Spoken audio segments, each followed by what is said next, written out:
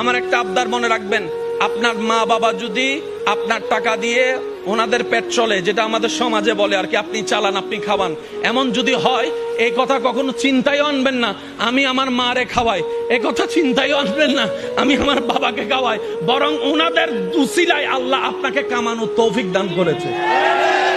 মনে রাখবেন, মা বাবার জন্য প্রতি মাসে আপনার সামর্থ্য অনুযায়ী কিছু খরচ রেখে দিবেন। জোরে জোরে জোরে প্রত্যেক মাসে সন্তানের পক্ষ থেকে মার জন্য একটা আলাদা হাদিয়া দিবেন, বাবার জন্য একটা আলাদা হাদিয়া দিবেন। ওনাদের যেন চাইতে না হয়, বুক ফুলায় কাজ করেন, মার জন্য দেন, বাবার জন্য দেন। ঘরে বউ থাকলে বউকে বলেন, ও বউ, তোমার মা বাবা রেখে আসছো, আরেক মা বাবা এখানে আছে, আমি আমার জন্মদাতা মা বাবারও খেয়াল রাখবো। ওই মা বাবার কারণে যে তোমাকে পেয়েছি, ওই মা বাবারও খেয়াল রাখার চেষ্টা করব।